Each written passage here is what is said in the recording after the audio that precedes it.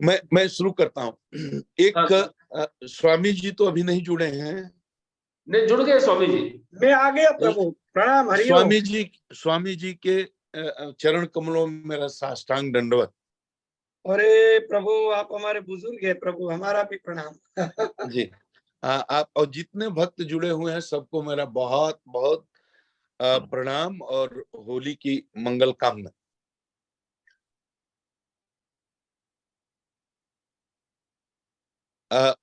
आवाज जा रही है प्रभु? जी आ रही आ रही है, आवाज आ रही है। हाँ, मैं ये कह रहा हूँ कि स्वामी जी वो विवेक चूड़ामणि में मैं ऐसे ही देख रहा था। मैं तो वेदांत बहुत गहराई से पढ़ा नहीं हूँ, गहराई से क्या, छिछले स्तर का भी उसका ज्ञान नहीं है, लेकिन ऐसे ही विवेक चूड़ामणि का बहुत नाम सुना था। तो विवेक चूड़ामणि को हमको देखने का एक दिन संयोग हुआ, तो मुझे उसको देख करके बड़ा आश्चर्य हुआ, बहुत ज्ञान भी हुआ। उसमें लिखा हुआ है कि ये ब्रह्म की जिज्ञासा जो होती है, हालांकि अलग अलग तरीके से अलग अलग शास्त्रों में यही बात लिखी हुई है, इसमें कोई दो राय नहीं है। गोस्वामी तुलसीदास ने भी श्री रामचरितमानस में कई जगह कई तरीके से इस बात का उल्लेख किया है कि भगवान की तरफ जीव का आना ये कोई आसान बात नहीं है, बहुत मुश्किल काम है। ये नहीं है, बहुत मुश्किल काम है। आवत एहि सर अति कठिनाई और राम कृपा बिनु आई न जाए। अब इस चौपाई का अर्थ मैं समझ ही नहीं पा रहा था कि भाई ऐसा क्या कठिन है, ऐसी क्या कठिनाई है कि इस मार्ग पर आदमी जा नहीं सकता, अपने को जान नहीं सकता, भगवान को जान नहीं सकता। तो मुझे उसका उत्तर विवेक चूड़ामणि से मिला। विवेक चूड़ामणि देख रहा था स्वामी जी, तो एक श्लोक हमको मिला, विवेकिनो विरक्तस्य समाधि गुणशालिनः, विवेकिनो विरक्तस्य समाधि गुणशालिनः मुमुक्षोरेव ही ब्रह्म जिज्ञासा योग्यता मता। तो आप तो सब जानते हैं और अधिकांश लोग इसमें भक्त जो जुड़े हैं सब बुद्धिजीवी हैं, सब जानते होंगे, अधिकांश जानते होंगे, लेकिन जो नहीं जानते होंगे उनके लिए बताता हूं कि इसका मतलब यह है कि ब्रह्म जिज्ञासा के साधन बताए हैं मनुष्यों ने। ये ब्रह्म जिज्ञासा इतनी आसान नहीं है। सामान्य बुद्धि से हमको इतनी बात समझ में आती थी कि देखो, जब चित्त में तमोगुण का उत्कर्ष होगा तो जीव की स्थिति होती है कि वो मोहग्रस्त होगा, प्रमादग्रस्त होगा, और उसके चित्त की जो स्थिति होती है उसको कहते हैं मूढ़ चित्त। मूढ़ चित्त होगा, आहार निद्रा भय मैथुन के ऊपर उसकी कोई गति नहीं होती, उसका कोई चिंतन नहीं होता।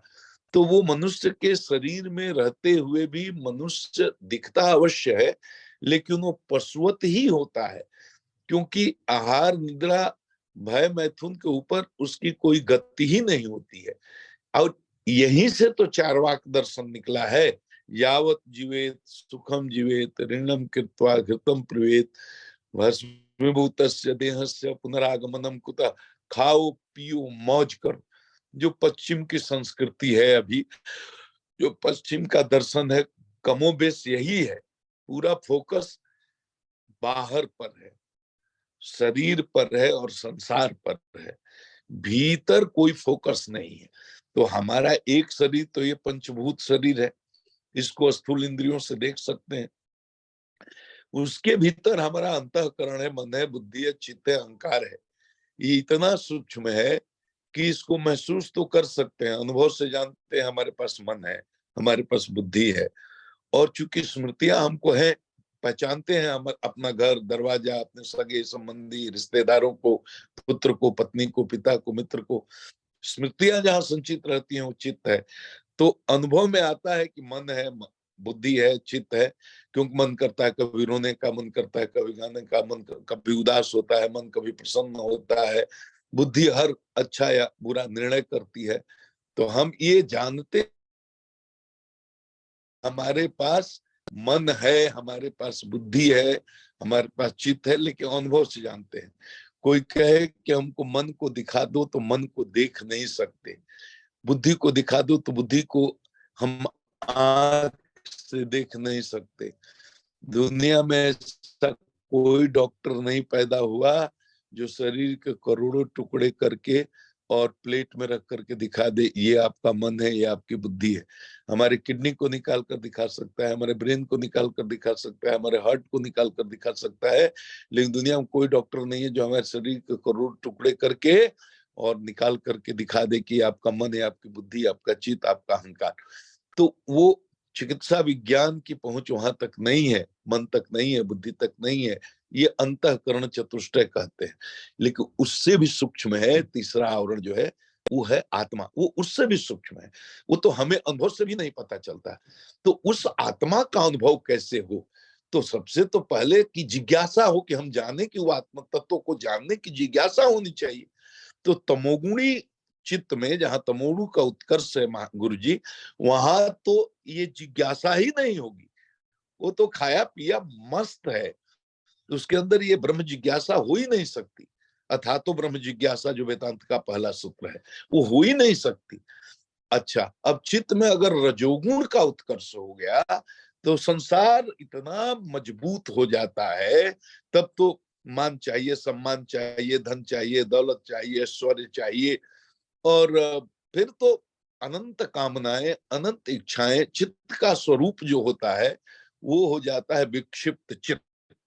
अब तो अनंत कामनाओं के कारण, अनंत इच्छाओं के कारण, अनंत वासनाओं के कारण चित्त में इतना बेचैनी रहती है कि उसका स्वरूप ही विक्षिप्त हो जाता है। तो ऐसे चित्त में भी ब्रह्म जिज्ञासा उत्पन्न नहीं होती। ब्रह्म जिज्ञासा नहीं था तो ब्रह्म जिज्ञासा नहीं होगी, ब्रह्म के लिए जिज्ञासा उत्पन्न ही नहीं होगी। तो ब्रह्म की जिज्ञासा उत्पन्न होती है जब चित्त में सत्वगुण का उत्कर्ष होता है। तब ये जिज्ञासा होती, मैं कौन हूं, कहां से आया हूं, आत्मा क्या होती है, परमात्मा क्या होती है, इस आत्मा को हम कैसे जान सकते हैं, इसका अनुभव कैसे कर सकते हैं। तो जो चित्त में सत्वगुण का उत्कर्ष होगा तब तो ब्रह्म जिज्ञासा होगी। हम जीव जो हैं, संसारी जीव, अधिकांश लोग या तो तमोगुणी चित्त वाले हैं या रजोगुणी चित्त वाले हैं। ऐसे तम रज सत सबके अंदर है, लेकिन उत्कर्ष है या तो तमोगुण का या उत्कर्ष है रजोगुण का। तो तमोगुण का जिनके अंदर उत्कर्ष है उनकी बात तो हम करेंगे नहीं, उनके लिए विषय भी नहीं है। लेकिन रजोगुण का जिनका चित्त में उत्कर्ष है उनके अंदर भी ब्रह्म जिज्ञासा नहीं होगी। तो विवेक चूड़ामणि कहती है कि विवेकिनो विरक्तस्य समाधि गुणशालिनः मुमुक्षोरेव ही ब्रह्म जिज्ञासा योग्यता मता।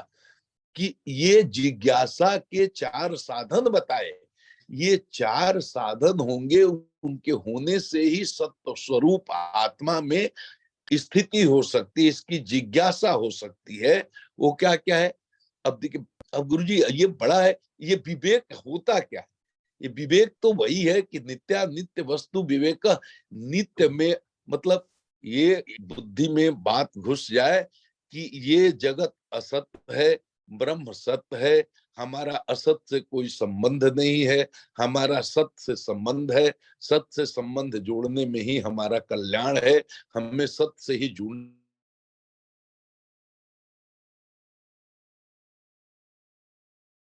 चाहिए। सत्य वो जो पहले भी था, अभी भी है, बाद में भी रहेगा, जिसका कभी नाश नहीं। जो जो जो जो जो ये सत्य है उसी से हम जुड़े, असत्य से हम परहेज करें।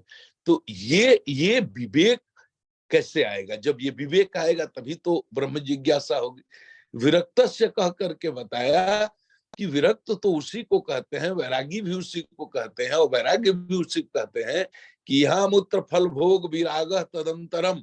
मतलब यहाँ से लेकर यहाँ मूत्र फल भोग विराग तदंतरम समाधि सटक संपत्ति मुमुक्षत्वम मिति स्फुटम। ये कहता है कि पहला साधन तो नित्य वस्तु विवेक गिना जाता है, ये होना चाहिए। दूसरा, लौकिक और पारलौकिक दोनों के सुख भोग में वैराग्य हो। मतलब लौकिक सुख भी नहीं चाहिए और पारलौकिक मतलब स्वर्ग से लेकर ब्रह्मादि लोक तक जो सुख है वो भी नहीं चाहिए। तो पहला साधन हुआ नित्य वस्तु विवेक।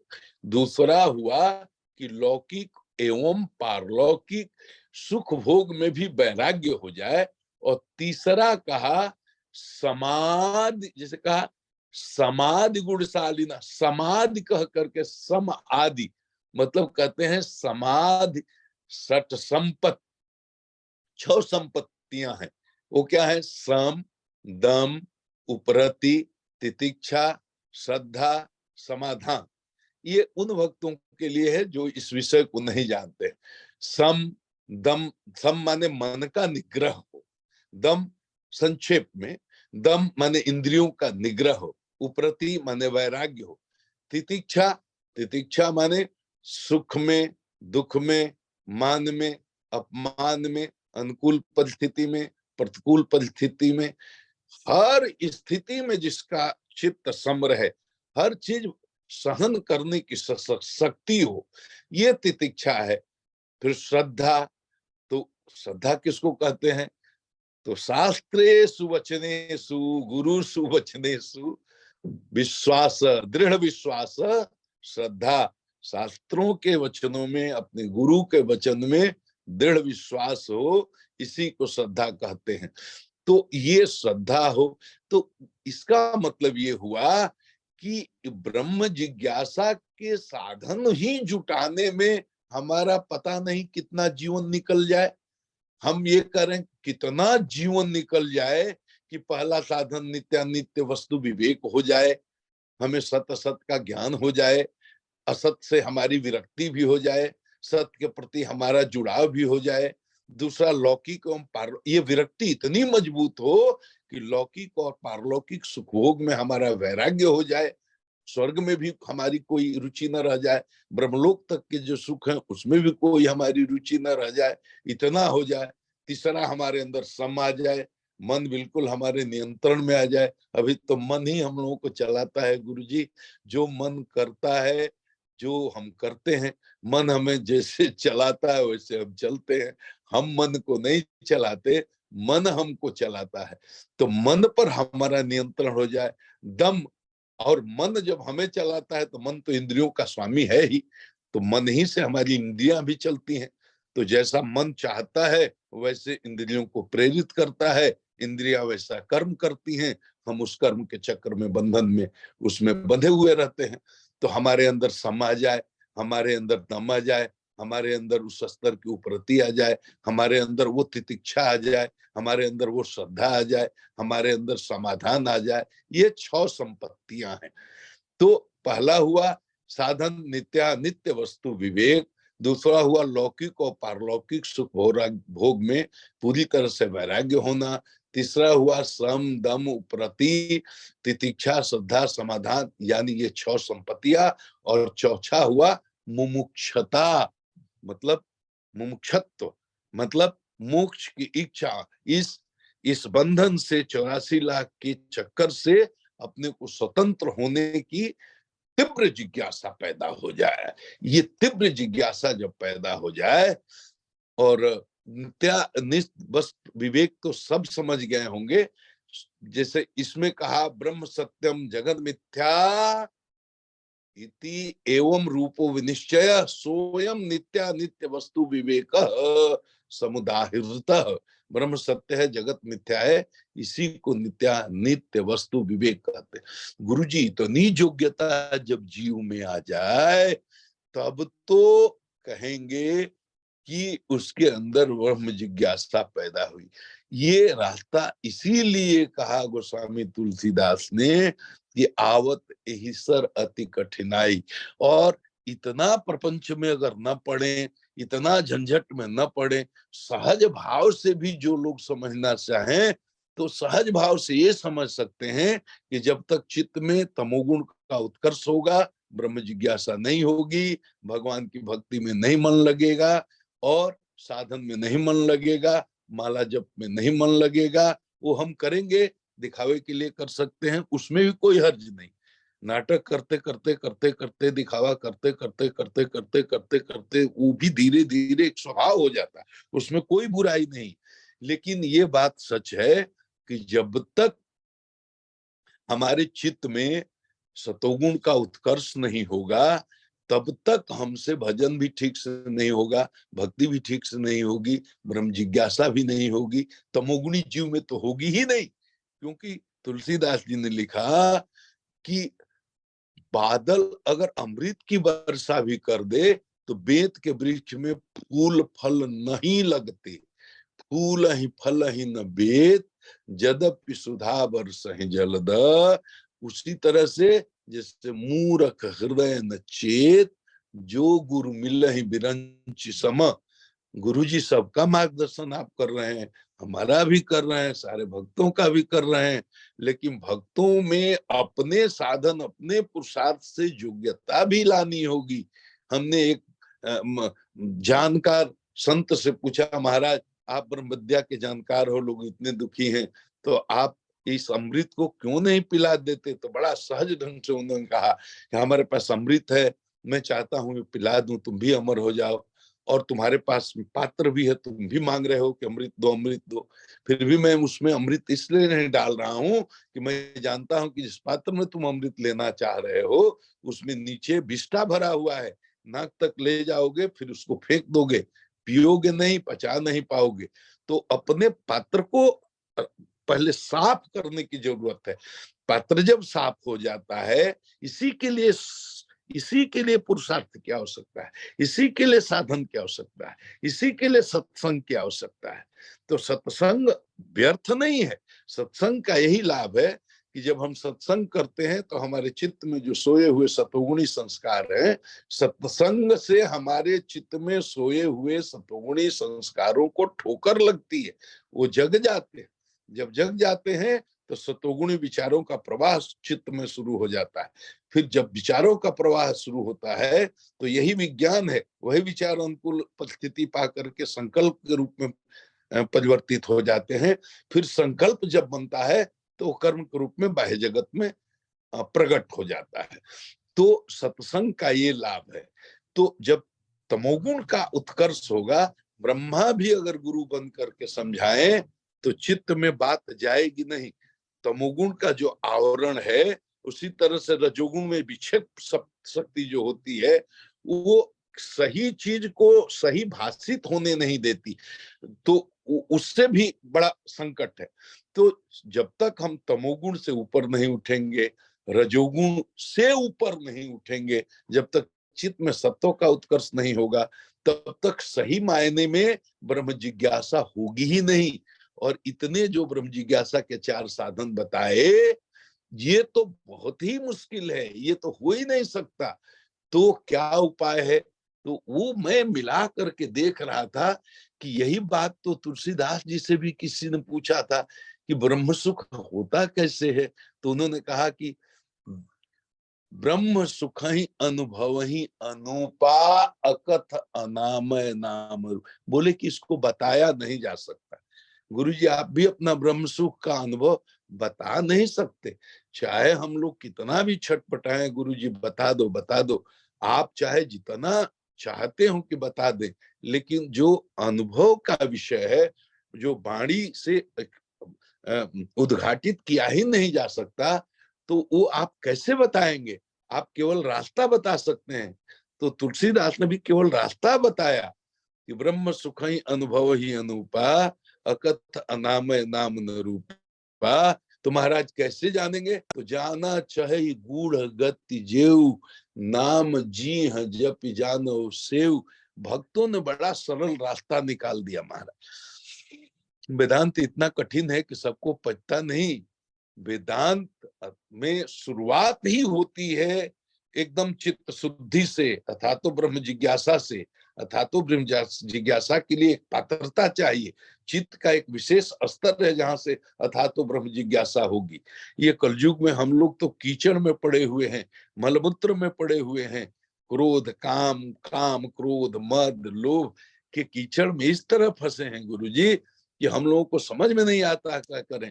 तो कलयुग के लिए ही बताया कि सबसे सरल तरीका वही नाम जप है जो भक्त लोग करते हैं। एक और भी बताया कि भगवान का सगुण साकार ब्रह्म की लीला, उसके नाम, उसके रूप, उसके धाम, उसके गुण, उसकी लीला का गायन करने से श्रवण करने से, करते करते, सुनते सुनते धीरे धीरे पता भी नहीं चलेगा, और चित्त के जो रोग हैं, मल हैं, काम, क्रोध, मद, लोभ, मात्सर्य, ये धीरे धीरे इनका प्रक्षालन होते होते होते होते होते तमोगुण शांत हो जाता है, रजोगुण धीरे धीरे शांत होता जाता है, और सहज ही चित्त में सतोगुण का उत्कर्ष होते जाता है।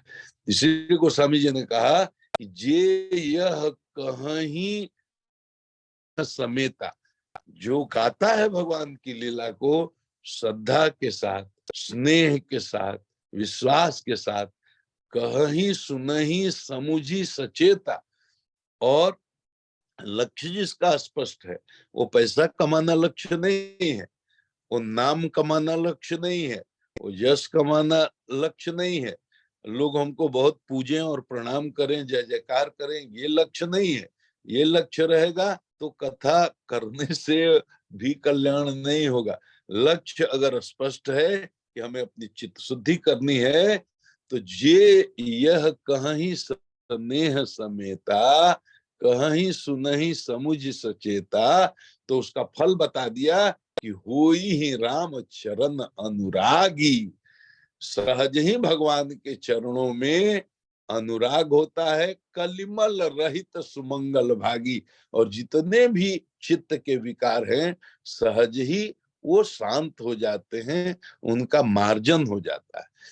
तो ये मार्ग कठिन अवश्य है, इसमें कोई दो राय नहीं, लेकिन आप जैसे सद्गुरु जब भक्तों को मिले हैं, तो आपके निर्देशन में, आपकी कृपा से, आपके नाम के सहारे, आपके निर्देशन के सहारे, केवल भगवान नाम जपते जपते जपते जपते जपते, सत्संग करते करते करते करते करते चित्त के विकारों का मार्जन अवश्य ही होगा, भक्तों का अवश्य ही कल्याण होगा गीतोक्त के माध्यम से। इसमें मुझे तो कोई संदेह नहीं है। आज होली का सबों को मेरा बहुत बहुत प्रणाम, और गुरु जी के चरण कमलों में साष्टांग दंडवत। बहुत बढ़िया, आपने इतनी सुंदर व्याख्या की, आनंद आ गया। जी गुरु जी, जिज्ञासा के बारे में बहुत बढ़िया कहा आपने। जी गुरु जी। स्वामी जी, ये आज रंगोत्सव है और रंगों की पिचकारी उन्होंने भी चलाई है, भाई साहब ने भी, तो एक पिचकारी आप भी अपनी तरफ से चलाइए, मिथिलेश जी भी हैं, तो ये रंगोत्सव हमारा सार्थक हो जाएगा स्वामी जी।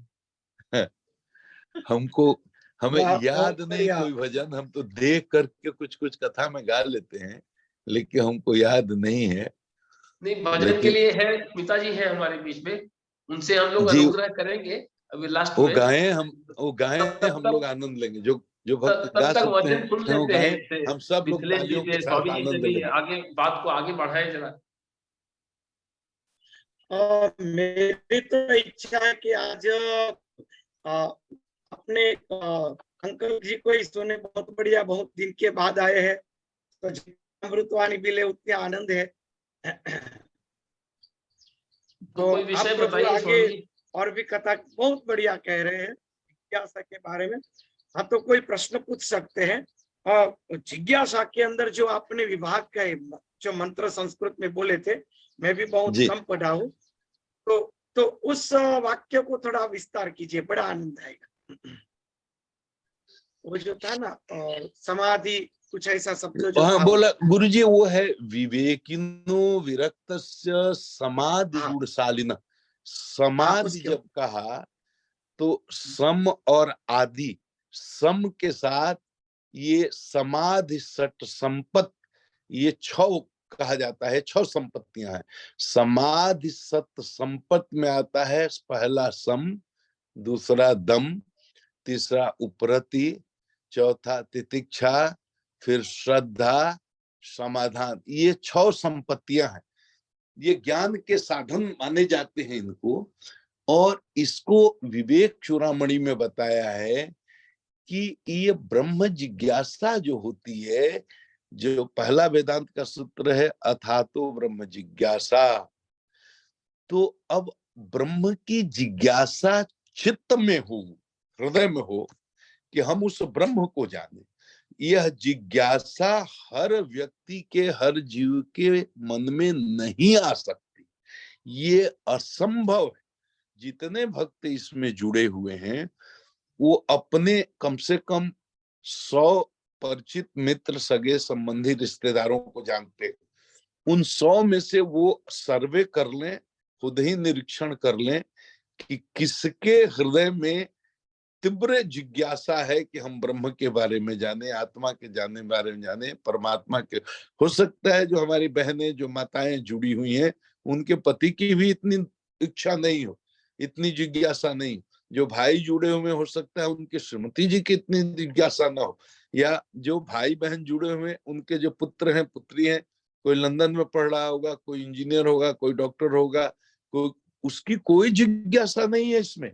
ब्रह्म जिज्ञासा, हम आत्मा को जाने, परमात्मा को जाने। आजकल सबकी सहज जिज्ञासा संसार में है। अच्छा पैसा कैसे कमाए, अच्छा नाम कैसे हो, अच्छा जस कैसे हो, कोठी कैसे बने, अटारी कैसे बने, महल कैसे बने, कार कैसे बने, चारों तरफ मेरी जय जयकार कैसे हो। मतलब ऐश्वर्य में ही सबकी रुचि है। और ऐश्वर्य तभी तक अच्छा लगता है जब रजोगुण का उत्कर्ष चित्त में होता है। चित्त में रजोगुण का उत्कर्ष है कैसे जानेंगे, चित्त में सत्व का उत्कर्ष है कैसे जानेंगे, चित्त में तमोगुण का उत्कर्ष है कैसे जानेंगे।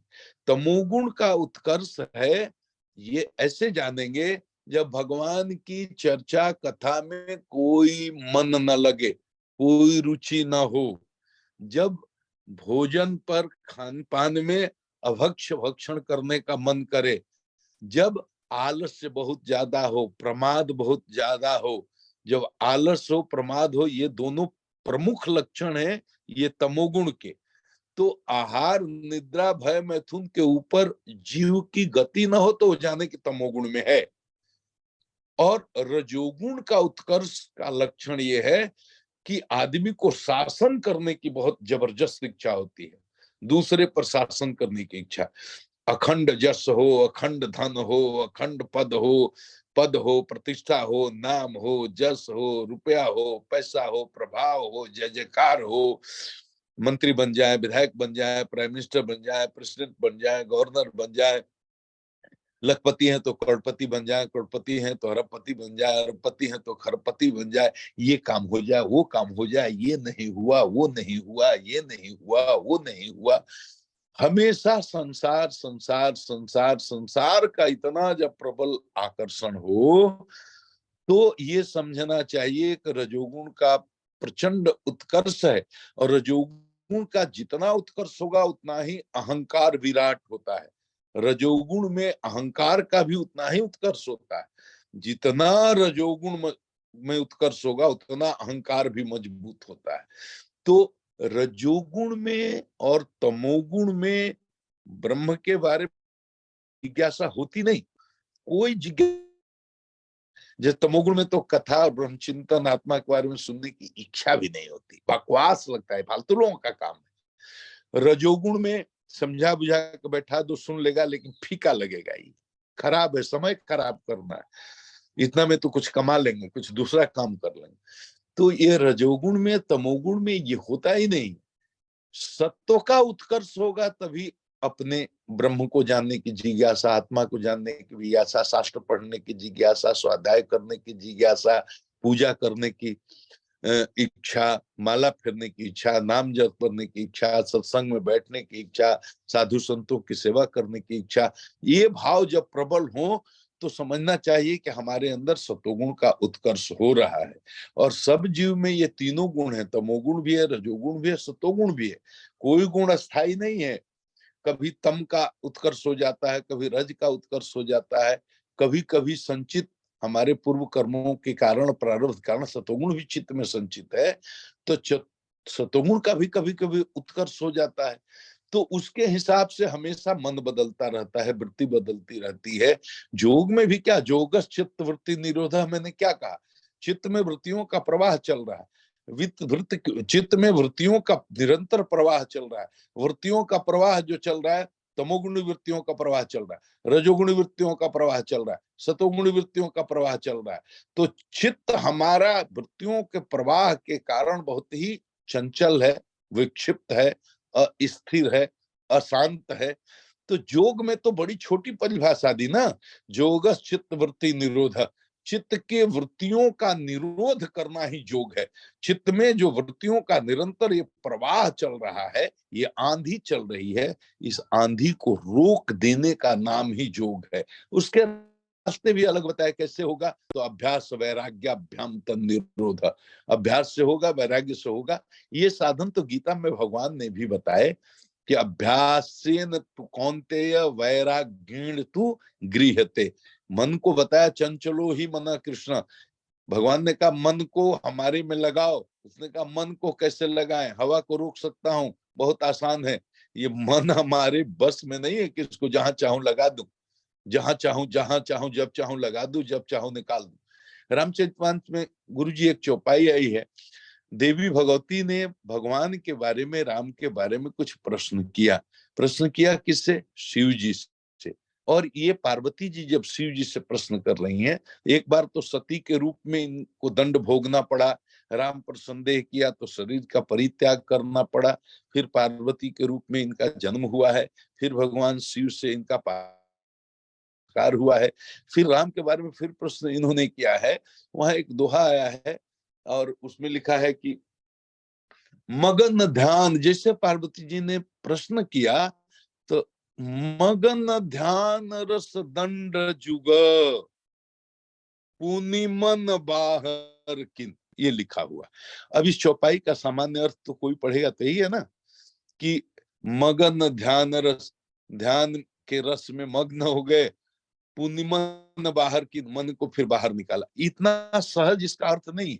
मतलब शिव जी की समाधि लग गई, मन पूरी तरह अंतर्मुख हो गया, ब्रह्म सुख में डूब गए, समाधि लग गई। लेकिन गौरी देवी ने ये प्रश्न किया था, जगदम्बा ने, लोक हित के लिए उसका उत्तर देना जरूरी था। बोले ये समाधि में जाने का उचित समय नहीं है, लोक कल्याण के लिए भगवती ने प्रश्न किया है। तो मन जो अंतर्मुख होकर समाधिस्थ हो गया था, पुनिमन बाहर किन, उस मन को भीतर से खींचकर पुनः बहिर्मुख किया, तब उत्तर देने लगे। तो मन को जब चाहे तब 1 सेकंड में अंतर्मुख करके समाधिस्थ हो जाए, और मन को जब चाहे तब खींच कर बहुमुख करके जगत का व्यापार, जगत का काम संभालने लगे। इस स्थिति में जो व्यक्ति है, जो जीव है, उसकी चेतना का स्तर को समझना हम जैसे लोगों के लिए आसान नहीं है। तो ये कहता है, ये विवेकिनो विरक्तस्य समाधि गुणशालिना, ये कहता है कि ब्रह्म जिज्ञासा हो आपको, सचमुच में तेज ब्रह्म जिज्ञासा, इतनी ब्रह्म जिज्ञासा तेज हो कि अब दुनिया आपको फीकी लग, कुछ अब अच्छा नहीं लगता, केवल ब्रह्म के बारे में जानना है, केवल अपने बारे में जानना है, हम कौन है, कहां से आए, आत्मा क्या है, परमात्मा क्या है। इतनी तीव्र ब्रह्म जिज्ञासा होने के लिए 4 उसके साधन बताए, जिसकी मैंने चर्चा की। इन्हीं 4 साधनों की चर्चा की। कहा कि पहला तो है आद्यो नित्यानित्य वस्तु विवेक। नित्यानित्य वस्तु विवेक का मतलब कि ये खोपड़ी में ठोक करके बात बैठ जाए कि केवल ब्रह्म सत्य है, जगत मिथ्या है। तो हमें मिथ्या को पकड़ना ही नहीं, मिथ्या के किसी आकर्षण में फंसना ही नहीं, हमें उसी ब्रह्म को जानना।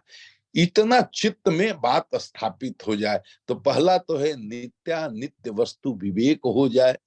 फिर दूसरा है कि यहाँ मूत्र फल भोग विरागस तदंतरम, यहां से लेकर के ब्रह्म सुख तक, ब्रह्मलोक तक जितने भी सुख है, अब यहाँ से तो स्वर्ग का सुख बड़ा है, स्वर्ग से भी बृहस्पति लोक का सुख बड़ा है, उससे भी जो श्रुति में कहा गया है। तो ब्रह्म लोक पर्यंत जो सुख है, ऐश्वर्य है, उस ऐश्वर्य में भी कोई लोभ न रह जाए, सुख भोग में वैराग्य हो जाए, लौकिक भी और पारलौकिक भी। ये दूसरा साधन है। तीसरा है समाधि सट संपत्ति, माने सम हो जाए, मन पर नियंत्रण हो जाए, दम हो जाए, इंद्रियों पर पूरी तरह से नियंत्रण हो जाए, उपरति माने संसार से वैराग्य हो जाए। तितिक्षा, अभी तो हमारी तितिक्षा ये है कि हमारी कोई स्तुति करता है हमें अच्छा लगता है, हमें मालाल पहनाता है हमें अच्छा लगता है, हमारा कोई जय जयकार करे हमें अच्छा लगता है, हमें कोई गाली दे दे, अपमान कर दे, कोई गंदी बात हमारे बारे में बोल दे तो हमें जैसे लगता है कि बिच्छू ने डंक मार दिया हो। ये तितिक्षा नहीं है कि अनुकूल परिस्थिति में हम प्रसन्न हो जाते हो और प्रतिकूल परिस्थिति में हमारा चित्त विक्षिप्त हो जाता है। तो ये तितिक्षा नहीं है। तितिक्षा का मतलब मान में, सम्मान में जो स्थिति प्रज्ञ के लक्षण बताए वो भगवान ने गीता में, तो तितिक्षा ये साधु का सबसे बड़ा गुण है। तो हमारे अंदर तितिक्षा आ जाए कि कोई मान हो तो, अपमान हो तो, अनुकूल परिस्थिति हो, प्रतिकूल परिस्थिति हो, शीत हो, उष्ण हो, गर्मी हो, विपत्ति हो, संपत्ति हो, हर स्थिति में हमारा चित्त एकदम सम है, हमको कोई फर्क नहीं पड़ता। तो ये तितिक्षा होगी, तो हमारे अंदर तितिक्षा हो जाए और इसके बाद हमारे अंदर ये सट संपत्ति के अलावे जो हमारी ये सट उपरति है, तितिक्षा है, श्रद्धा है, गुरु और शास्त्रों के वचनों में हमारी श्रद्धा हो जाए। इसके अलावे चौथा जो साधन है मुमुक्षा, कि मतलब मुंह के 24-84 लाख के बंधन से मुक्त होने की ऐसी बेचैनी हो जाए, ये बेचैनी इतना होगा तब अथा तो ब्रह्म जिज्ञासा, तब आदमी तैयार होता है। यहां से वेदांत की यात्रा शुरू होती है, ज्ञान मार्ग की यात्रा शुरू होती है। इसीलिए माने पूर्ण चित्त शुद्धि के बिना बहुत मुश्किल है। ये ज्ञान मार्ग सबके लिए नहीं है, बहुत कठिन है। गुरुजी आप तो इसको अच्छी तरह समझते हैं।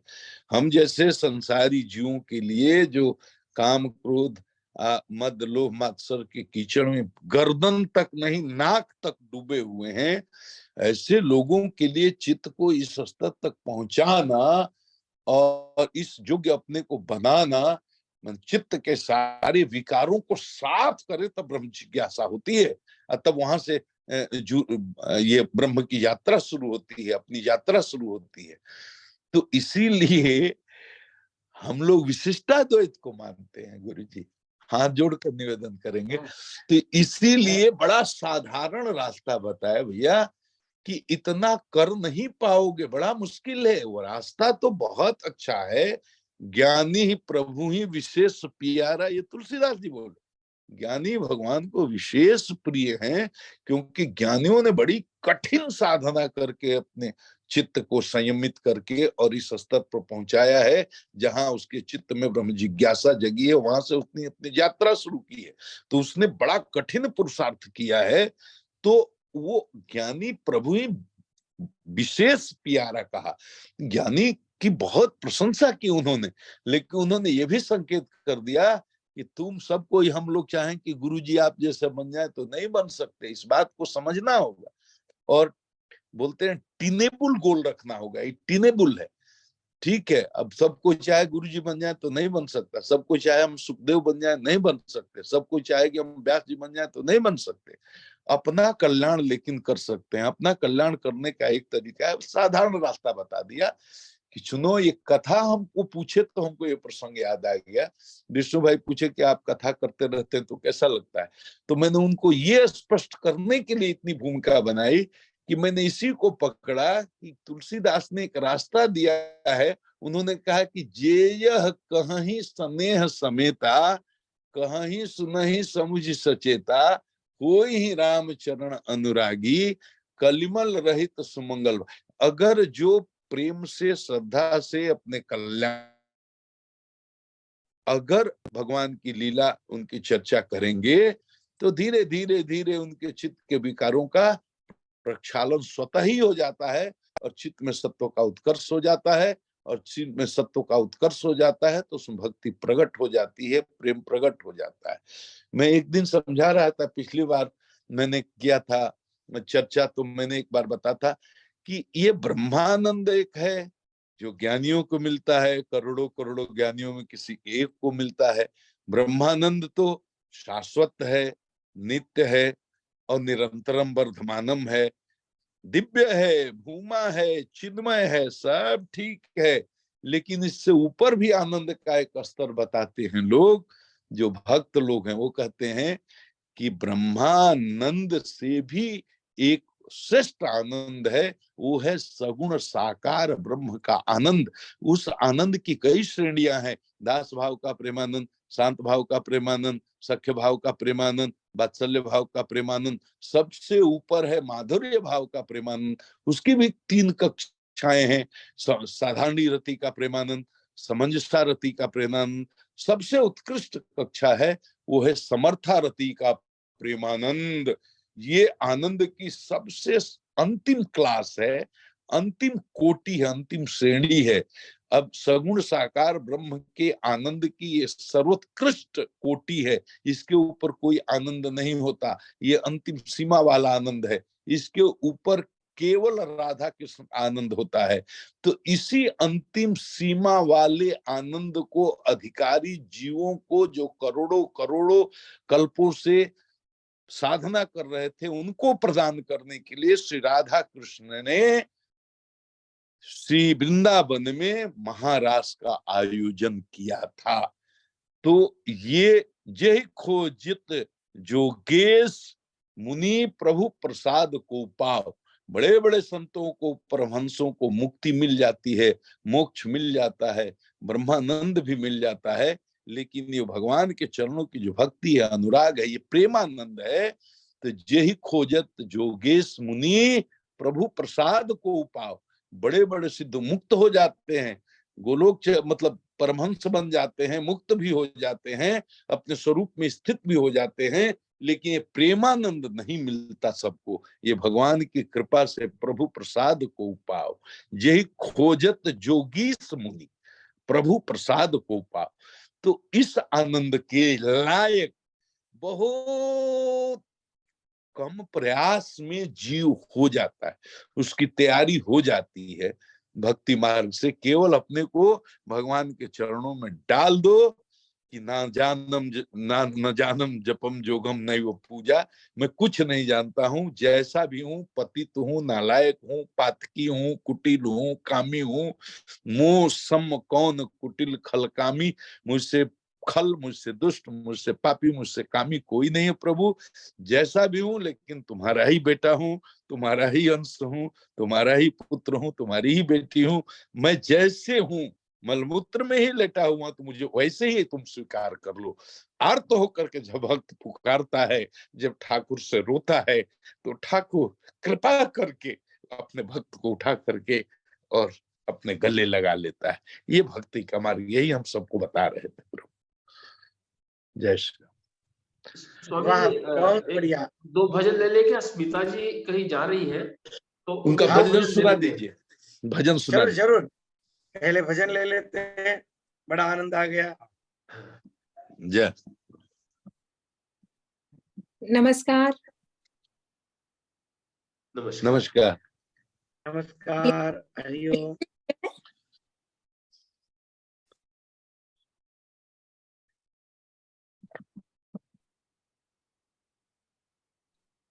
नमस्ते शुरू गुरु कीजिए स्मिता जी। जी जी जी, सभी को मेरा बहुत बहुत प्रणाम। जय श्री कृष्णा सभी को। और होली की आप सभी को बहुत बहुत शुभकामनाएं। और होली पे मैं मीरा जी का एक फागुन के दिन 4 होरी खेल मनावे प्रस्तुत कर रही हूँ।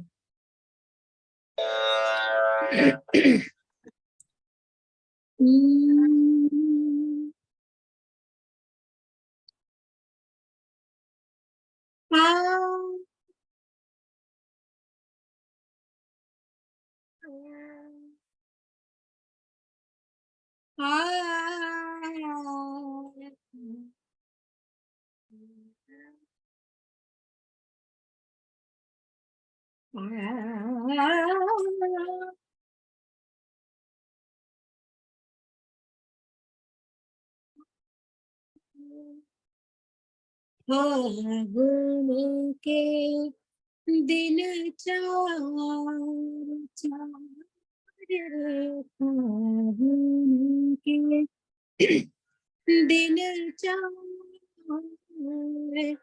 होरी खेल मनावे वे फागुन के दिन चार चार रे फागुन के दिन चार और वे फागुन के दिन चार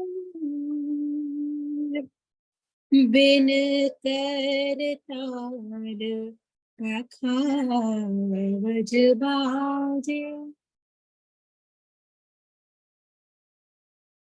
बिन कर तार खावज बाजे अनहद की झनकार अनहद की झनकार बिन सुर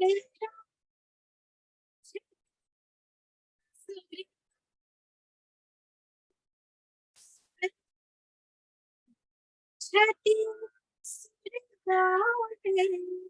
रोम रे हो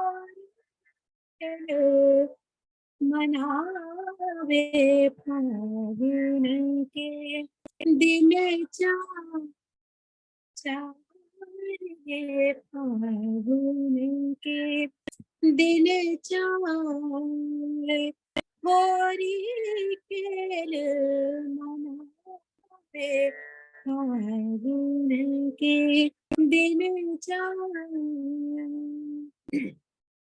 सील संतोख की केसर घोली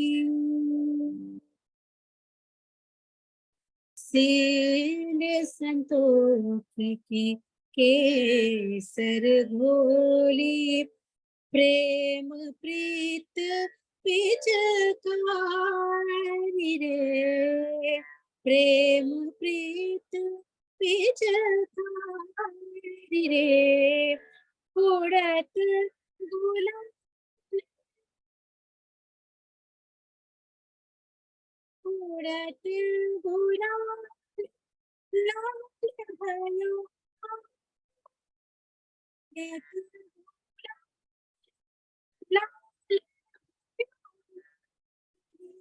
बरसत रंग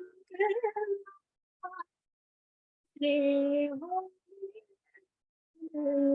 मनावे फागुन के दिन चार चार रे फागुन के दिन चार होरी रे फागुन के दिन चार घट के पट सब खोल दिए हैं लोक लाज दिया रे मीरा के प्रभु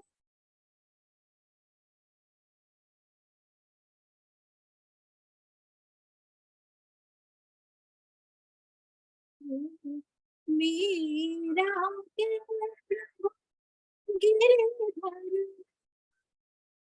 मीरा गिरधर रे होरी मनावे फागुन के दिन चार चार रे फागुन के फागुन के फागुन के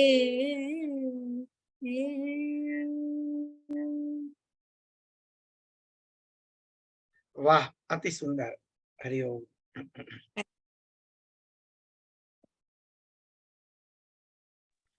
एक और पिताजी संभव हो तो एक और सुना दीजिए। इसी में एक और है जो आज होरी पे ही है, जिसे हम एक्चुअल हमारे शास्त्रीय संगीत में होरी कहते हैं। जो इस खास फागुन मास में गाई जाती हैं, वो मैं प्रस्तुत कर रही हूँ।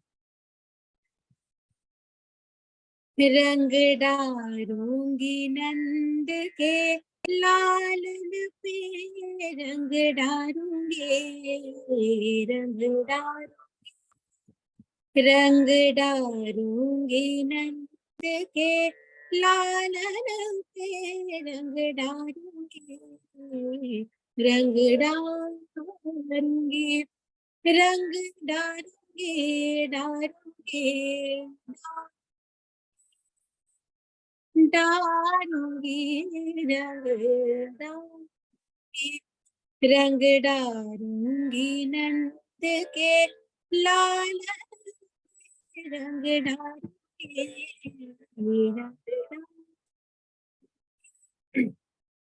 अब आगे गोपिकाएं क्या कहती हैं? सावरे रंग लाल लाल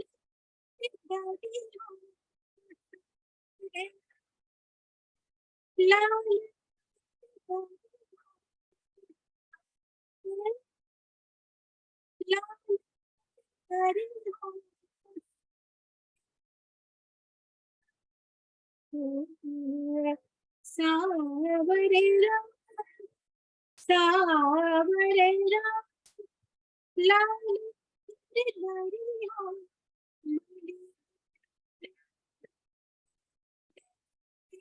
रंग लाल रंग, रंग डारूंगी नंद के लालन पे, रंग डारूंगी, रंग डारूंगी, रंग डारूंगी, रंग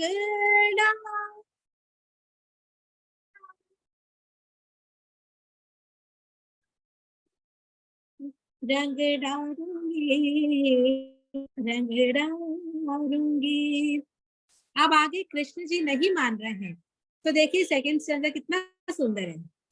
नारी बना नचाई छोरी हो, नारी नचाई छोरी हो, नारी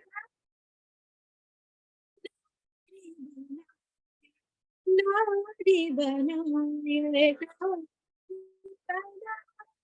नचा छोरी हो, नचा नचा नचा नचा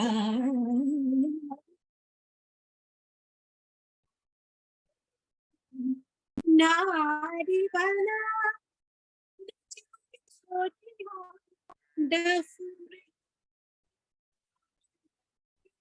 रंग डफूल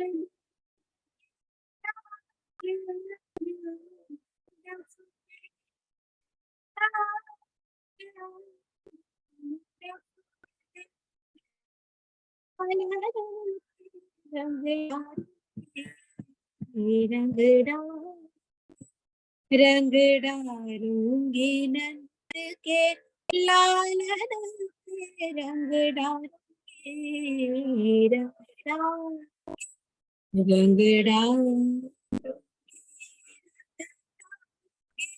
रंग डारूंगी, रंग डारूंगी,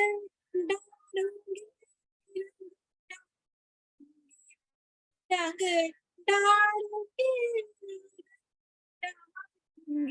रंग डारूंगी, रंग डारूंगी नंद के लालन पे, रंग डारूंगी, रंग डारूंगी, रंग डारूंगी, रंग डारूंगी, रंग डारूंगी, रंग डारूंगी।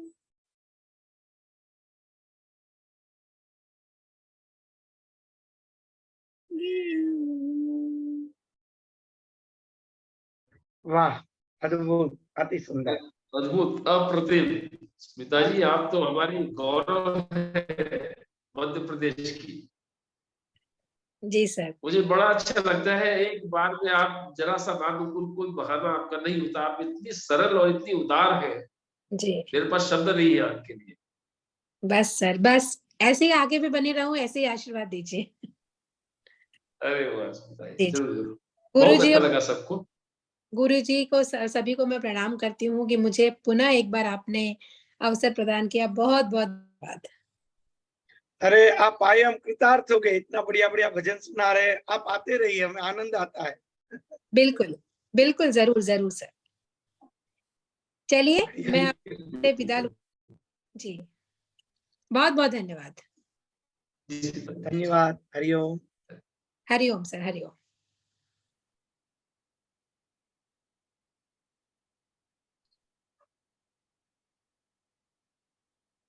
हाँ स्वामी जी, अब उसके आगे की बात थी, उसको बढ़ाया जाए, वो आगे भाई साहब जहाँ कोमा लगा गए उसके आगे का सेंटेंस। जरूर जरूर जरूर। हम लोग कहाँ पर आए थे, वो बात कौन सी थी?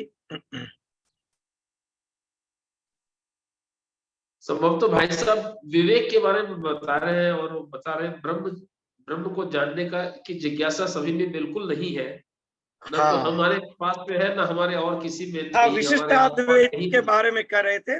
विशिष्टाद्वैत सर्वश्रेष्ठ है, बहुत बढ़िया।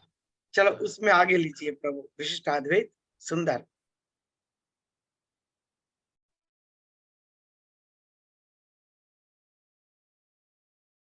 आगे लीजिए भैया। गुप्तेश्वर जी, आप ये विशिष्टाद्वैत के बारे में आगे चलाइए, बहुत बढ़िया। आप तो वहां पर पहुंचे थे ना, भक्ति ही सर्वश्रेष्ठ। हाँ भक्ति ही सर्वश्रेष्ठ है। आपका वॉल्यूम बंद है, आपका वॉल्यूम बंद है प्रभु।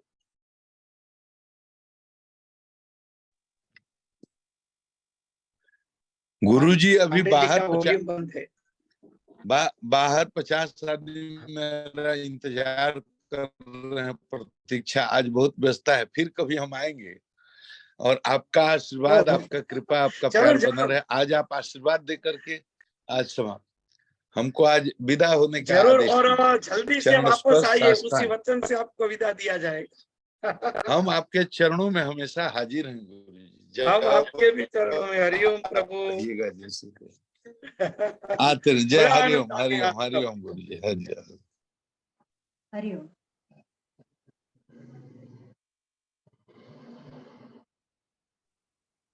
स्वामी जी विशिष्टाद्वैत पे आप ही कुछ बोलिए।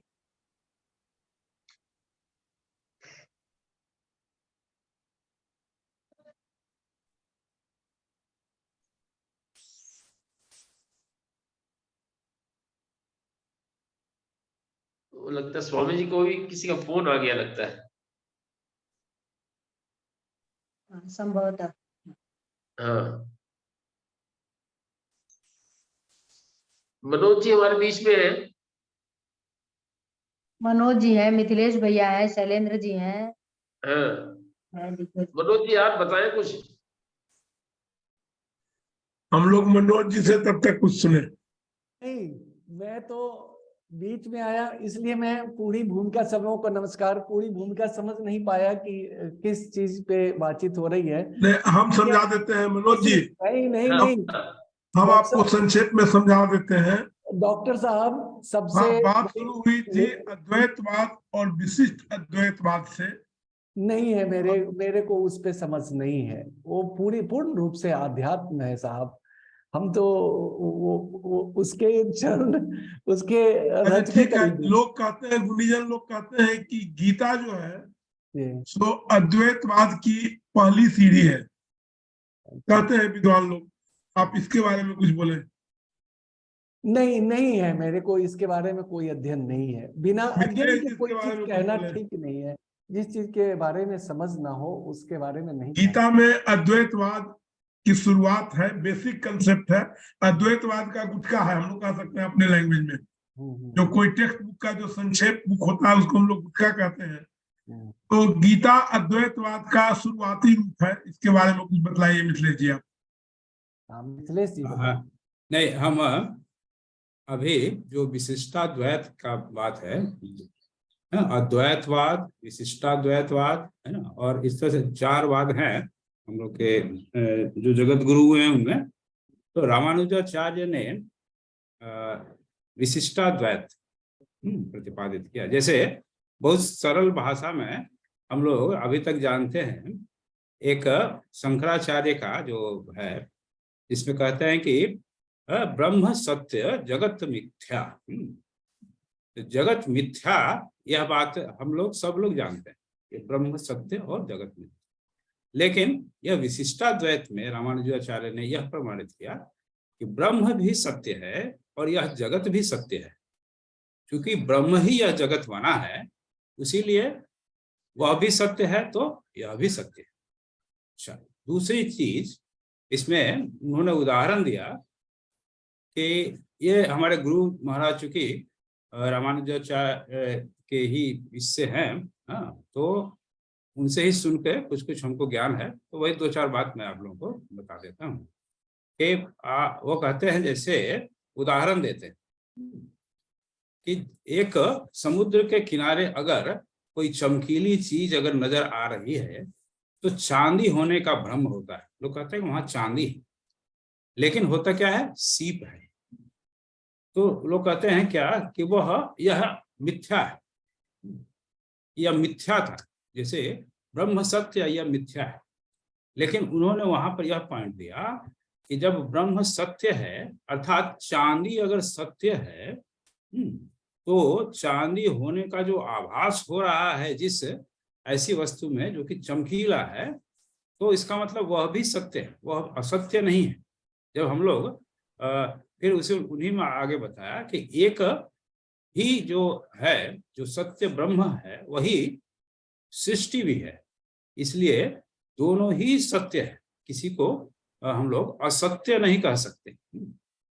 तो इस जगत को ब्रह्म समझकर और इसकी सेवा पूजा और यहाँ आनंद लेना है।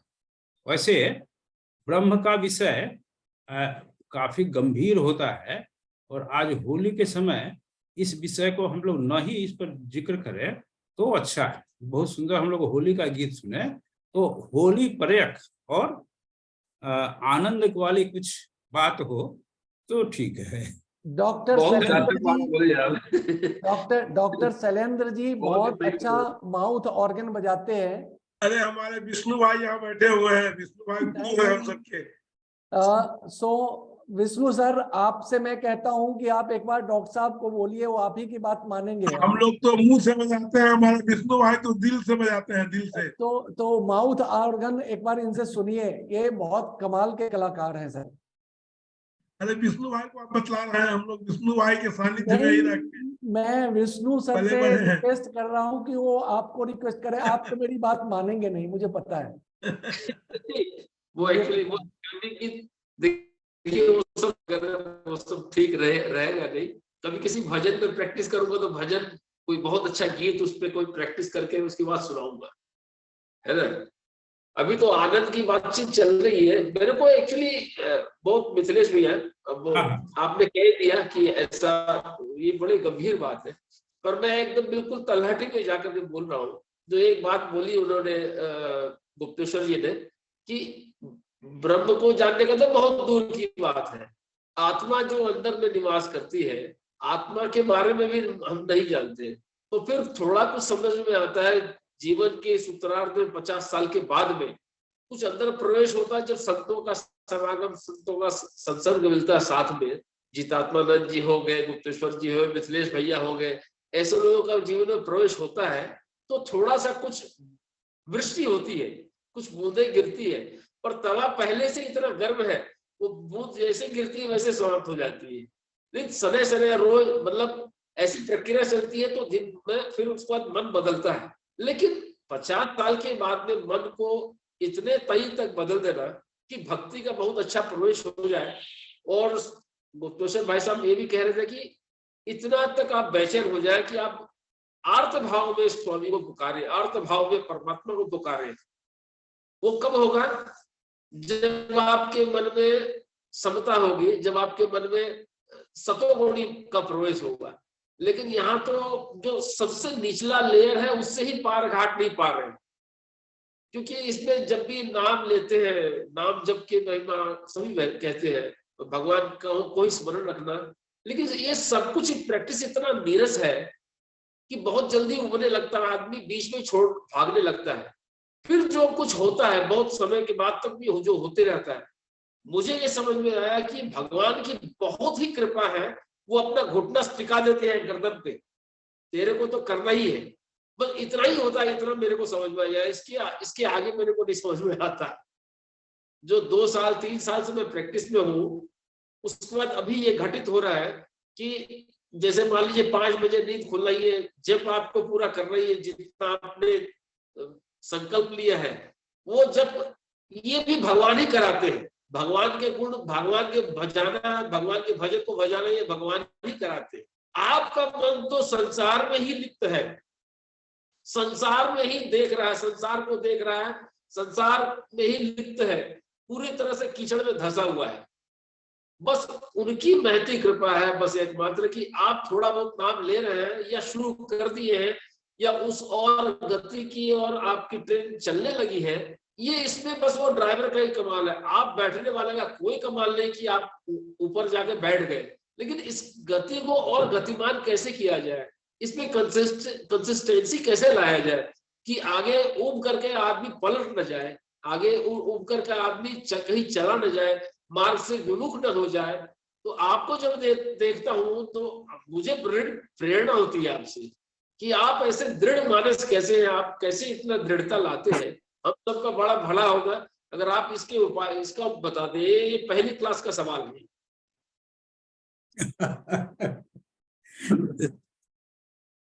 आपका देखिए, आपका सवाल ही आपका जवाब है। देखिए एक चीज बताता हूं, आप तैरना सीख जाते हैं एक बार, फिर भूलते हैं क्या पूरी जिंदगी भर? नहीं ना। जैसे 2 पहिए वाली साइकिल चलाना सीख जाते हैं, फिर जब भी 50 साल बाद या 60 साल बाद भी साइकिल मिलेगा तो चला ही लेते हैं। इस बात को पकड़िए। अब आइए अध्यात्म में। जो हमारे अंदर एक डर बैठ गया कि जो मुझे मिला वो कहीं खो ना जाए। आप समझिए, आपको क्या मिला ये आप जानते हैं, हम जानते हैं।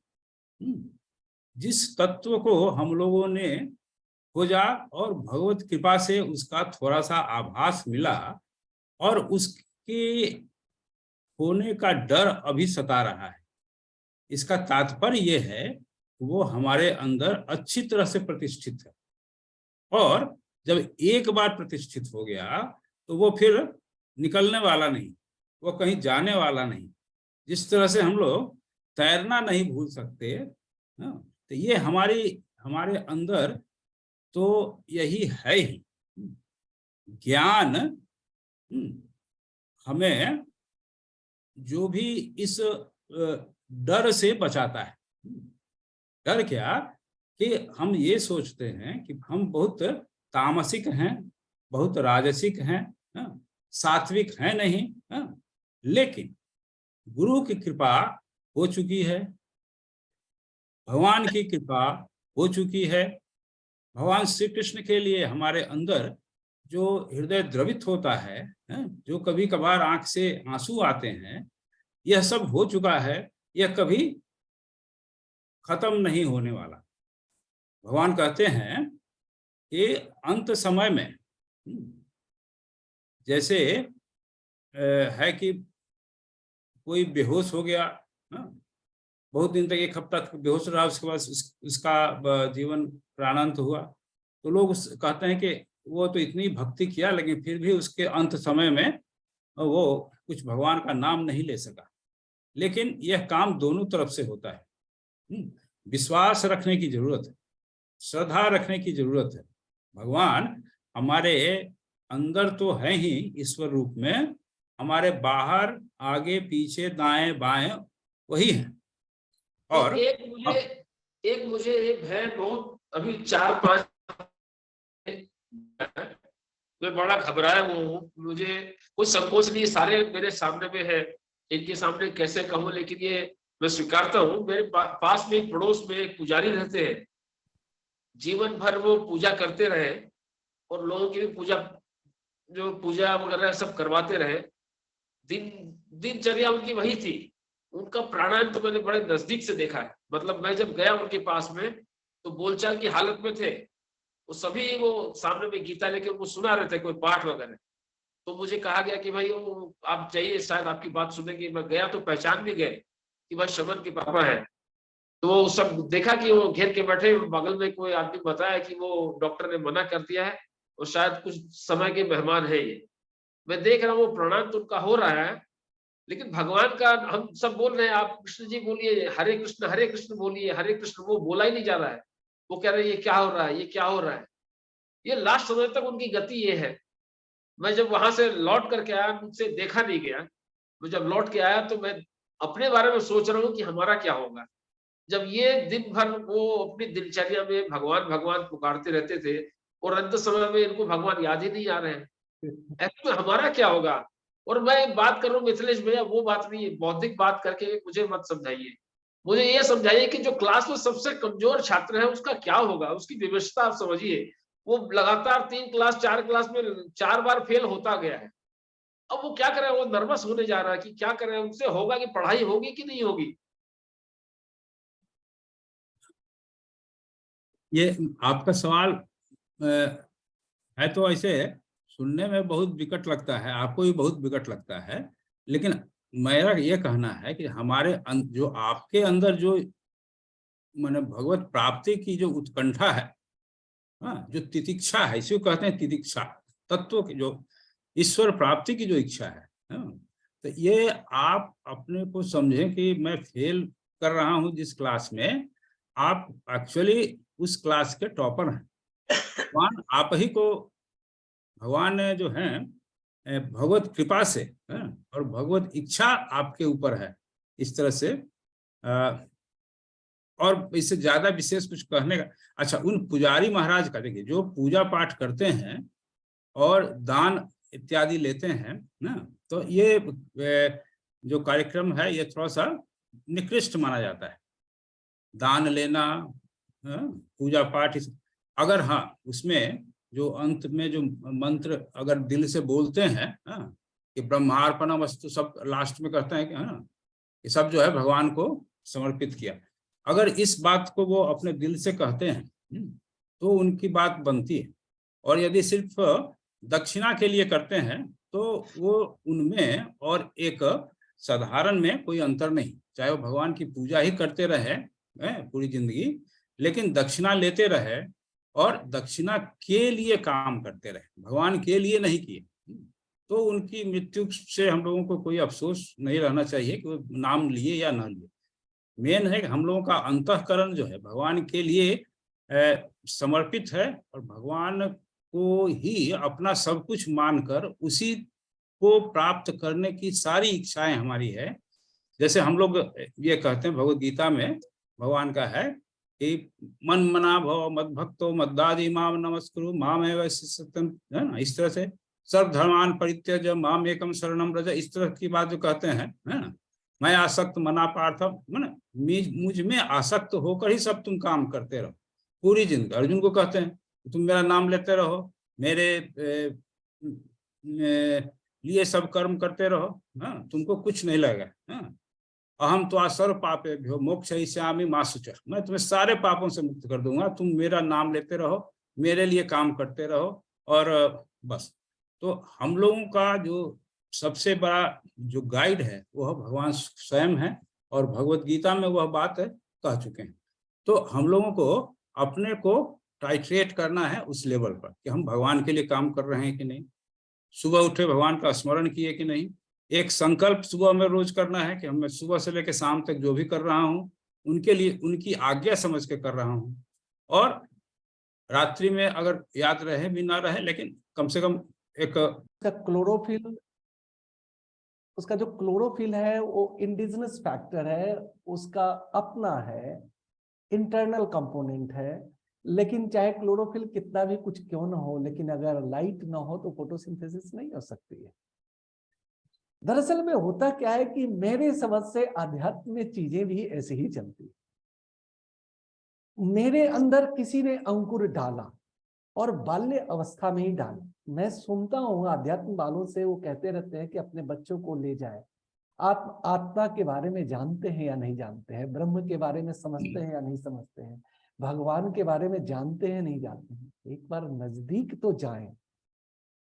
अब आप जरा देखिए ना, एक चना है, एक सीड है, उसके पास तो क्लोरोफिल नहीं है। अगर वो सोच ले कि क्लोरोफिल नहीं है तो फोटोसिंथेसिस तो कभी होगा ही नहीं, कभी जर्मिनेट नहीं करेगा। आध्यात्म में जो प्रथम अवस्था है वह निकट जाने के लिए, इसी को उपनिषद कहता है कि निकट जा करके बैठे तो सही, फिर तो समझें। आपकी जो अवस्था है वो ऐसी अवस्था है कि आप जैसे ग्रेजुएशन में बाल्यावस्था में होता है कि जब आप ABCD पढ़ना शुरू करते हैं तो उसमें अ से अम्ब्रेला और ए से अम्ब्रेला और क्या अ से आम करके उनको पिक्चर दिखाया जाता है, पिक्चर मेमोरी से पढ़ाई जाती है।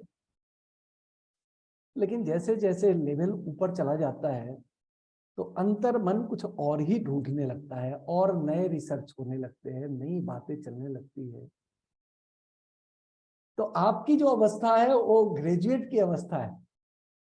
अब आप शायद जो सामान्य आध्यात्म की रेखाएं हैं उसको पार कर चुके हैं और उससे आगे चल चुके हैं। कुछ चीजों को मैं इंगित करना चाहता हूं। कई बार मैं, जब मेरे कई स्टूडेंट होते हैं, खास करके मैंने देखा है जैन बच्चे जो जहां धर्म की बड़ी माने धार्मिक प्रक्रियाओं को बहुत मानते हैं, उन बच्चों में मैंने देखा है वो अक्सर कहते हैं सर मैं भगवान को नहीं मानता। और जानते हैं सरल आंसर क्या होता है? मैं अगर पूछता हूं कि क्यों, ऐसा क्यों है, तो बताते हैं कि भगवान से तो ये चीज मांगा, ये चीज नहीं मिला, ये चीज तो हुआ, ऐसा हुआ, ऐसे नहीं हुआ। तो बड़ी, क्योंकि भगवान को मानते हैं कि एक एक्सट्रिंसिक फैक्टर है, उससे हम कुछ मांगे और वो पूर्ति हो जाएगी। एक उपनिषद में है, उपनिषद में लिखा हुआ है सूर्यो यथैको सर्वलोकस्य चक्षु। और कोई दुख दर्द होता है तो उसके लिए भी हम भगवान को जिम्मेवार मानते हैं। उपनिषद में लिखा सूर्यो यथैको सर्वलोकस्य चक्षु न लिप्यते चक्षुषरे बाहि दोषे एकस्तथा सर्वभूतांतरात्मा न लिप्यते लोक दुखे माया। उपनिषद बड़े अच्छे ढंग से कहता है कि जैसे सूरज है, एक सूरज का प्रकाश, उसका काम है प्रकाश देना, सब प्रकाशित होते हैं। कोई उससे सोलर एनर्जी बना करके इलेक्ट्रिसिटी की तरह उसका इस्तेमाल करता है। कोई जीव तो फोटोसिंथेसिस कर लेता है, कोई प्राणी उसमें क्रोकोडाइल्स अपने आप को रिचार्ज करता है, मनुष्य तरह तरह के रंग देखते हैं, कई शिकारी शिकार ढूंढते हैं। कहा सूर्य को इससे कोई फर्क नहीं पड़ता। सूर्य का काम है रोशनी देना और उपयोगिता किस तरीके से। सो प्रभु की कृपा सबके ऊपर शायद समान भाव से है, वह किस घट में कैसे परे एक घट के ऊपर निर्भर करता है। और उसी में कहा कि सूर्य जैसे किसी को अगर आंख का दोष है, किसी को दिख नहीं रहा है, किसी को रात्रि में नहीं दिख रहा है, सूर्य इसके लिए दोष युक्त नहीं हो सकता। इसी तरीके से कहा एकस तथा सर्वभूतांतरात्मा, सारे जीवों में एक ही तरह के जीव तत्व और ईश्वर तत्व निवास करते हैं, लेकिन जीव तत्व उसका भोग भोगता है, ईश्वर तत्व नहीं भोगता है उसका भोग। और इसीलिए तो कहा जाता है फिर मनुष्य को स्वतंत्र भी कर दिया गया है कि आप चाहें तो फिर ईश्वर को जैसे ले। ओ सूफी का कौल हो, ओ सूफी का कौल हो या पंडित का ज्ञान, ओ सूफी का कौल हो या पंडित का ज्ञान, जितने बीते आप पर उतना ही सच मान।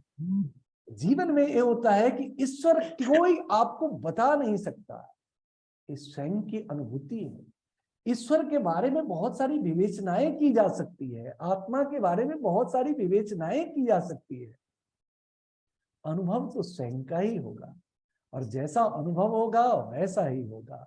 और मैं विश्वास करता हूं कि आपके साथ अच्छे अनुभव है। मेरे को, मैं बहुत ज्यादा बताया नहीं कि आध्यात्म के बारे में अनुभव नहीं है, लेकिन मजा आता है ऐसी चीज।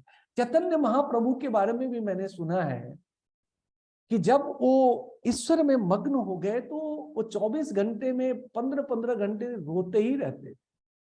रामकृष्ण परमहंस के बारे में भी सुना है कि एक अवस्था वो प्राप्त कर लिया कि जब ईश्वर में ऐसे खो गए कि उनको, वो हमेशा ईश्वर प्रेम में ही रोते रहते थे।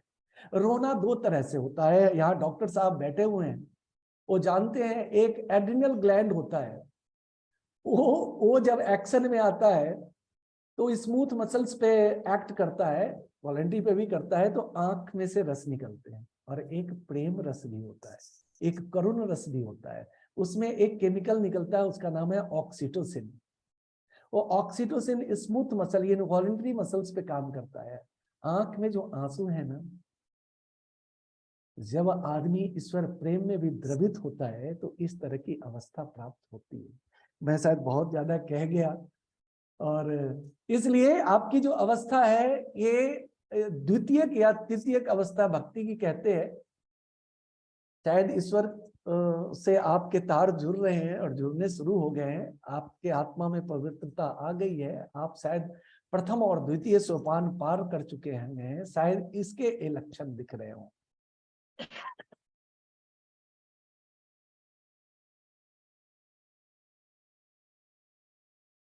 सर बहुत अच्छा कहा आपने।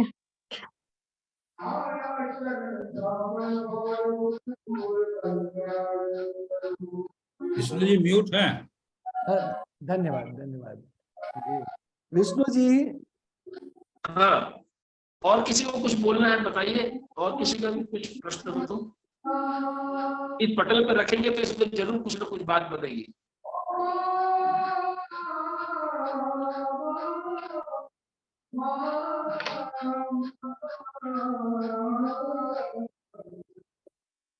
सुमन जी? सुमन जी तो बिजी हो गए। अच्छा, इनको फिर बुलाइए, प्रश्न बना के रखते हैं। हाँ है ना? बिल्कुल, हाँ प्रश्न बना के रखिए, सही है। मनोज जी के साथ में सत्संग करेंगे बिल्कुल। मनोज जी बहुत अंतहीन चीज है।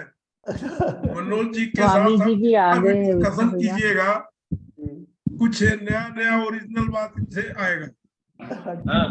जैसे आपको बता दें, जैसे अभी हम लोग जब कोई टॉपिक पढ़ते हैं, कोई सब्जेक्ट, तो सब्जेक्ट के शुरू में कुछ डिफिनीशंस होते हैं,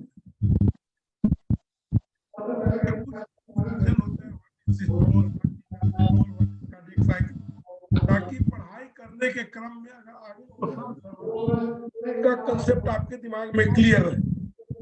वैसे ही अध्यात्म में बहुत सारे शब्द हैं जिसका कि डिफिनीशन ही अभी हम लोग को क्लियर नहीं है, और वो शब्द बार जगह सुनने को मिलता है। तो जिस शब्द का डिफिनीशन ही हम नहीं जान रहे हैं, मतलब नहीं जान रहे हैं, तो उस शब्द जब आएगा कोई चीज समझाने के क्रम में, तो उस चीज को फिर कैसे समझेंगे जब वो शब्द ही नहीं समझ रहे हैं। वैसे ही एक शब्द है तपस्या।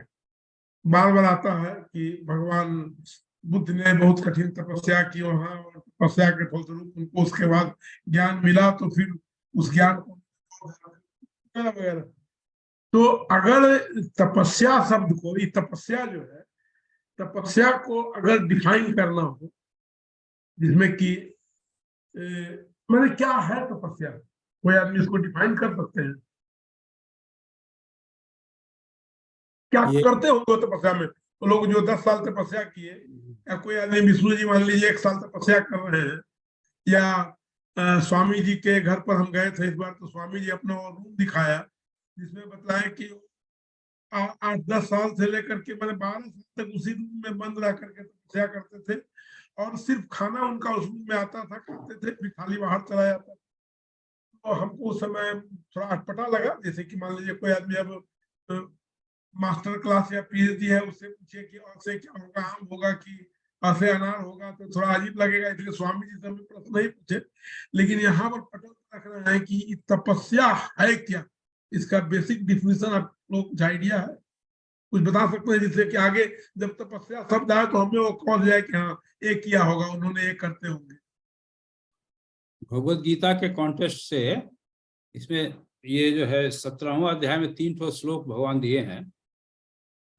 तो इसको इसमें कहें कि मन का तप, शरीर का तप और वाणी का तप, 3 तरह का तप इन्होंने बताया।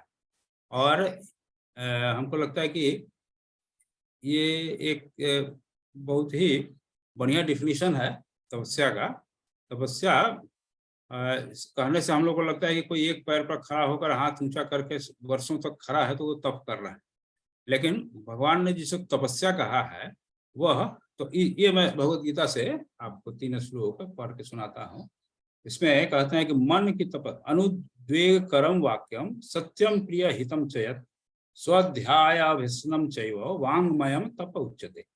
ये वाणी का तप है, जो उद्वेग न करने वाला प्रिय और हितकारक एवं यथार्थ भाषण है, तथा जो वेद शास्त्रों के पठन का एवं परमेश्वर के नाम जप का अभ्यास है, वही वाणी संबंधी तप कहा जाता है। इसमें हम लोग देख लेते हैं, इसमें भगवान के नाम जप भी आ गया, शास्त्र का पठन भी आ गया, साथ साथ हमारा अपना जो मन में कोई तरह का विकार ना हो और किसी को किसी भी तरह से किसी को उद्वेग पैदा करने वाला न बोले और यथार्थ भाषण सत्य बोले, है ना। तो इतना यह है मन का तप। वाणी है क्या बोले, अनुद्वेग वाणी का तप। दूसरा कहते हैं मन का तप, मनः प्रसाद सौम्यत्व मौनम आत्म विनिग्रह भाव संशुद्धिरित्ये ततपो मानसम उच्यते। मन की प्रसन्नता, शांत भाव, भगवत चिंतन करने का स्वभाव, मन का निग्रह और अंतःकरण के भावों की भली भांति पवित्रता, इस प्रकार यह मन संबंधी तप कहा जाता है। इसको हम लोग याद करके इसको समझ सकते हैं कि मन को प्रसन्न रखना ही सबसे बड़ी तपस्या। हम लोग स्वयं हाँ स्वामी जी लगता आ गए हैं, है ना। और एक और ये कह के तो इसमें मन को प्रसन्न रखना हमारा स्वभाव है। हम जब अपने स्वरूप में स्थित होते हैं तो प्रसन्न रहते हैं। तो अपने स्वरूप में स्थित किस तरह से हो इसके बारे में चिंतन करना, शांत भाव रखना, हर स्थिति में भगवत चिंतन करने का स्वभाव, हमेशा भगवत चिंतन का स्वभाव बना रहे। मन का निग्रह अर्थात मन में जो भी पाप संबंधी विचार आते हैं उन सब से, या शुभ अशुभ दोनों ही विचारों का निग्रह, अंतःकरण के भावों की भली भांति पवित्रता, ये सब हम लोग समझ रहे हैं, इस एक्सप्लेन करने का जरूरत नहीं है। तो यह मन संबंधी तप कहा जाता है। उसी तरह शरीर का तप है, देव द्विज गुरु प्राग पूजनम शौचम आर्जवम ब्रह्मचर्य अहिंसा च शारीरम तप उच्यते। देवता, ब्राह्मण, गुरु और ज्ञानी जनों का पूजन, पवित्रता, सरलता, ब्रह्मचर्य और अहिंसा, ये सब की व्याख्या बहुत विशद है, लेकिन हम लोग मोटा मोटी इन शब्दों को याद रखें कि यह शरीर संबंधी तप कहा जाता है। अर्थात ब्राह्मण देवता की पूजा, ब्राह्मण की पूजा, गुरु की पूजा, ज्ञानी जनों का पूजन, पवित्रता, अपने में पवित्रता, सरलता, ब्रह्मचर्य और अहिंसा, यह सब शरीर संबंधी तप कहा जाता है। इस तरह से यह जो तप है, इसको भगवान जो कहते हैं कि यह तप है, इसके लिए ही लोग तरह तरह का उद्योग करते हैं। स्वामी जी भी बहुत साल अपने कक्ष में बंद रहे सिर्फ इसीलिए कि मन सरल हो जाए, चित्त पवित्र हो जाए, और जो भी इसमें लिखा हुआ है उस तरह का। तो ये भगवत गीता का कॉन्टेक्स्ट था, इसलिए मैंने इसको कहा।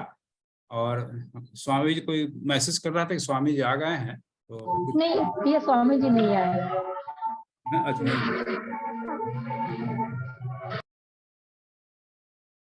तो विष्णु भैया अभी तो विष्णु भैया भी निकल गए, समय भी ज्यादा हो गया लगता है। रिकॉर्डिंग बंद कर देती हूँ।